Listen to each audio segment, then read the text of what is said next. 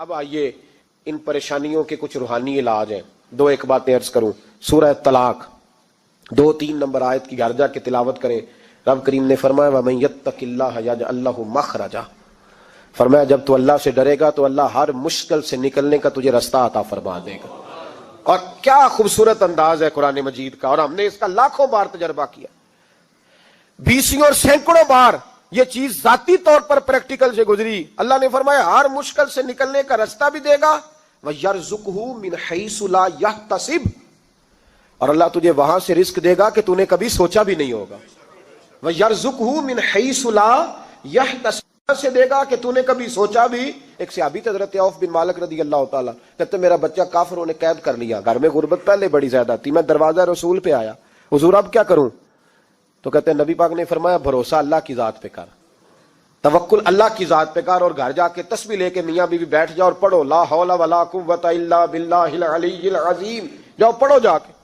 کہتے میں گھر بیٹھا ابھی چند تسبیحاں پڑھی تھی کہ دروازے پہ دستک ہوئی, دروازہ کھولا تو میرا بیٹا دروازے پہ کھڑا تھا, پلٹ کے دیکھا تو 400 بکریاں بھی لایا تھا.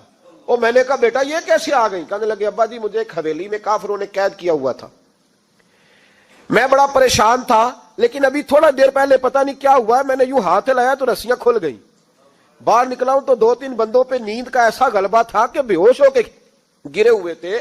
400 بکریاں بھی تھی, میں نے دروازہ کھولا, بکریاں میرے ساتھ دوڑنے لگ گئی ہے, تو میں 400 بکری بھی لے آیا ہوں, پلٹ پلٹ کے دیکھتا رہا ہوں, پر میلوں کا سفر ہوا وہ آئے ہی نہیں. تو والد کہنے لگے بیٹا چلو پہلے مصطفیٰ کریم سے جا کے پوچھ لے, دیکھیں کیسے مالی مسئلے حل ہوتے ہیں. حضور سے جا کے پوچھے کہ ہمارے لیے جائز بھی ہے کہ نہیں. کہتے ہیں دروازہ رسول پہ جا کے ہم کھڑے ہی ہوئے تھے کہ نبی پاک نے فرمایا دیکھا رب کریم کا فضل, دیکھا, فرمایا تیرا بیٹا بھی آ گیا, تیری غربت کا بھی حل ہو گیا ہے, یہ کافر کا مال ہے, اسے مال غنیمت سمجھ کے استعمال کر, تیرا ہی ہے.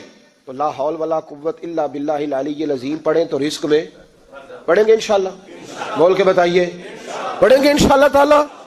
لیکن سنی قوم تویز پہ لگ گئی ہے, کہتے ہیں وظیفہ پڑھنا پڑتا ہے, آپ لکھ کے دیں گلے میں ڈالنے کے لیے تاکہ وہ ڈالتا جاؤں اور میرے اوپر پیسوں کی بارش ہوتی جائے. وظیفہ پڑھیں, وظیفہ پڑھیں. سنیں ایک اور وظیفہ سنیں, امام قرطبی نے تفسیر قرطبی میں لکھا رزق کی برکت کا وظیفہ.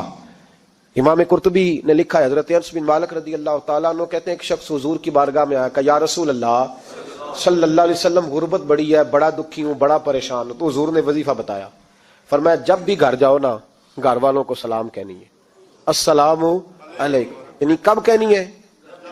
جب بھی جاؤ. کب کہنی ہے؟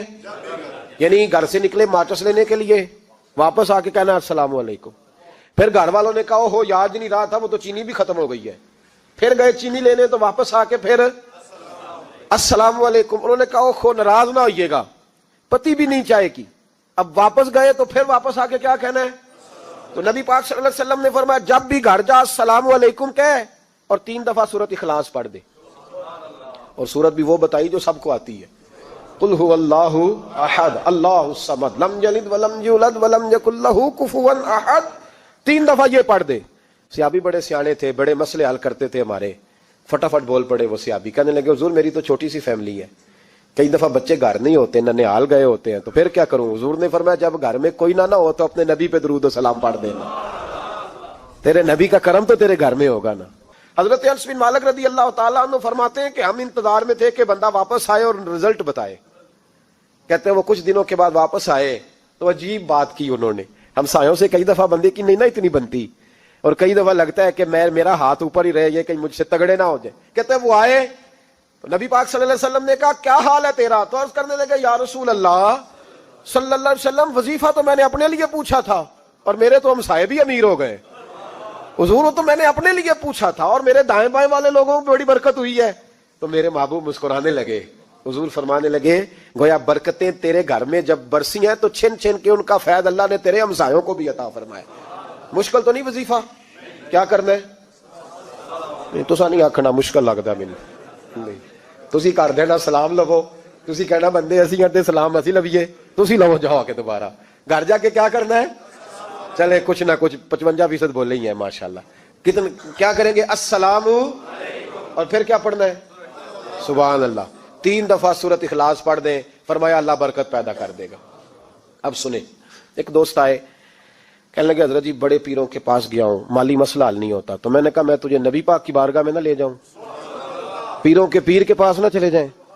میں نے کہا سن تیرا مالی مسئلہ حضور حل کر دیتے. مشکات میں حدیث ہے، ایک صحابی نے کہا حضور غربت ہے، فرمایا روز رات کو سورت واقعہ پڑھ، تیرے گھر میں فاقہ نہیں آئے گا. اور یار بتاؤ جب نبی پاک نے کہہ دیا نہیں آئے گا تو آئے گا، حضور نے کہہ دیا نہیں آئے گا تو آئے گا، اللہ اکبر، آ ہی نہیں سکتا. تو وہ والا وظیفہ پڑھ جو مصطفیٰ کریم نے بتایا ہے. اور رب کریم کی بارگاہ میں گویا نیت ہو کہ یا اللہ میں کوئی خود تو نہیں نہ پڑھ رہا، تیرے نبی نے بتایا ہے، سورت واقعہ پڑھ، تیرے گھر میں فاقہ. حضرت عبداللہ ابن مسعود رضی اللہ تعالیٰ عنہ بیمار ہو گئے، شدید بیمار، اور بیٹیوں کے باپ تھے، بیٹیاں زیادہ تھیں. حضرت عثمان غنی رضی اللہ تعالیٰ عنہ کا دور خلافت تھا. جناب عثمان غنی تیمارداری کرنے آئے اور کہنے لگے عبداللہ آپ بڑے بیمار ہیں، ابن مسعود آپ بڑے علیل ہیں، کچھ پیسے نہ بھیج دوں خزانے سے؟ تو حضرت ابن مسعود کہنے لگے ضرورت نہیں. کہا آپ کی بیٹیاں ہیں کام آئیں گے. تو آپ فرمانے لگے میں نے بیٹیوں کو خزانہ دے دیا ہے. کہا کیا خزانہ دیا ہے؟ کہنے لگے میں نے اپنی بیٹیوں کو پابند کر لیا ہے، وہ رات کو روز سوتے وقت سورت واقعہ پڑھ کے سوتی ہے. تو نبی پاک نے کہا فاقہ نہیں آ سکتا، تو لہذا میری بیٹیوں پہ کبھی فاقہ نہیں آ سکتا. تو روز یہ تو کہتے ہو داماد جی سے کہ بھئی آپ مہربانی کرو، کو خرچہ بڑھاؤ، بچی بڑی پریشان ہے، تو بچی کو بھی ایک خزانہ دے دو، اس کو بیٹے روز رات کو سورت واقعہ پڑھا کر. رات سورت واقعہ پڑھے، صبح سورہ ملک پڑھے، دن کے وقت سورت بقرہ پڑھے.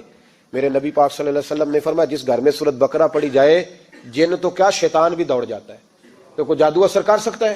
تو ان وظیفوں پہ عمل کریں جو نبی پاک صلی اللہ علیہ وسلم نے ہمیں عطا کیے ہیں.